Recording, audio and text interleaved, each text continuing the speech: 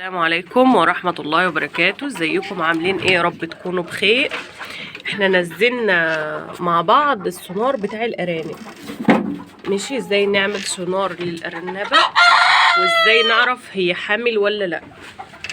ماشي، احنا كنا قايلين ان احنا هننزل او كان مطلوب مني تجهيزات الارنبه اللي قبل الولاده، نعمل لها ايه ونحافظ عليها ازاي عشان تطلع لنا الخلفه سليمه، ما تاكلش ولادها، ما تتعبهمش، ترضعهم كويس وتكبرهم وما تبقاش خايفه عليهم. اول حاجه احنا مسكنا كنسنا المكان اللي هي فيه ده، نمسك المكان نكنسه. بعد ما كنسناه اهو هنرشه جير اهو كله كده. هو قبل كل ده اللي عايزين نتكلم عنه، قبل المكان وقبل الجير، اهم حاجة نحطها في مكان لوحدها. معلش انا اسفة، انا اسفة، معلش تتحركتي. اول حاجة المفروض ان احنا هنعملها دي بوكس اهي، بوكس اهي معزولة عليها لوحدها، ده سلك يعني محدش يفكر ان ممكن تطلع او تدخل. مكان اهو معزول لها لوحدها، خاص بيها باكلها بشربها لوحده، لا معاها ذكر ولا معاها ولادها ولا معاها ارانب صغيرين ولا معاها اي نوع، ولا ممكن المكان يدخل لها منه اي حاجة. خافت يا جماعة على ولادها عليه العوض ومنه العوض في الخلفة اللي هتولدها، ومش هتولد او لو ولدت مش هتاكلهم، وممكن كمان يعني تموتهم او تاكلهم او ما ترضعهمش. المهم ان هي ما تهتمش بيهم. يبقى احنا كده خلاص اول حاجة مكان لوحدها مقفول عليها. تاني حاجة نكنسه ونعقمه بجير. تالت حاجة زي ما انتوا شايفين كده، ادي الصفيحة. نجيب صفيحة او شالية او اي حاجة او اي حاجة من مقفولة اهي، ونرشها جير بالشكل ده من جوه اهو ومن بره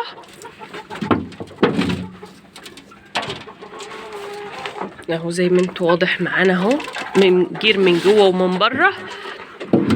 احنا هنحطها في الركن اللي الارنبه فيه ده.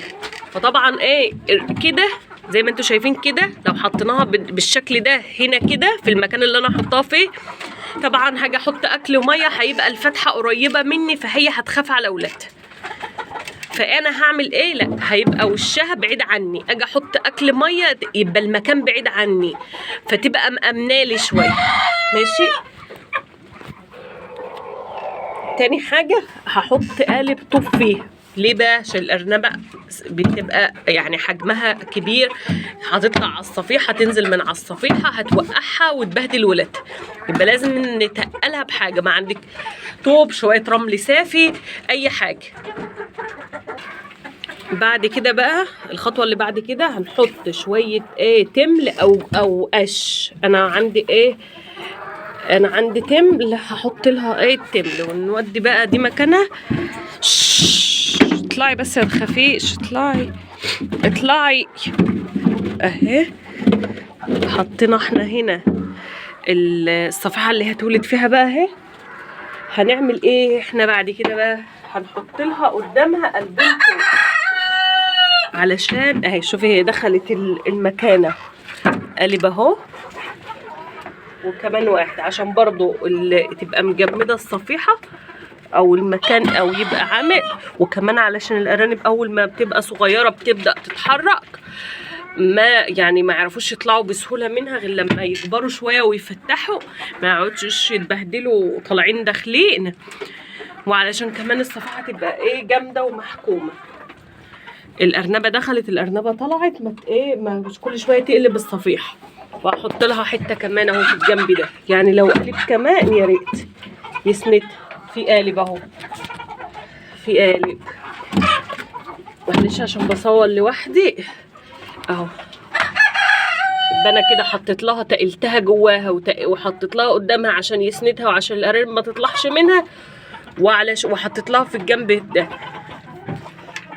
هحط لها بقى الاكل بتاعها. انا جايبه عود خضار كده من تحت.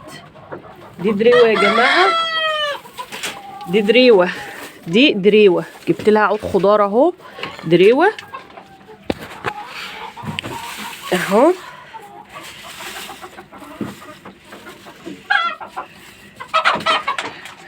دي دريوه خضار، يعني حاجه خضرا اهي. مش بحط لهم كل يوم، بس يعني بيحبوا الخضار، في الاغلب بحاول يعني لما يبقى موجود اجيب لهم. ودي العليقه بتاعتها اهي، الاكل بتاعها برضه اهو موجود. حطيته اهو، وهجيب لها الميه احطها هنا. وكده مكانها جهز اهو خلاص، وحطيت لها اكل وميه. انت رايحه فين؟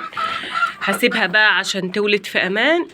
والاكل هغيره لها مره في اليوم بالعافيه كده من بعيد لبعيد، وممكن اغير لها الميه يعني من بعيد لبعيد كده.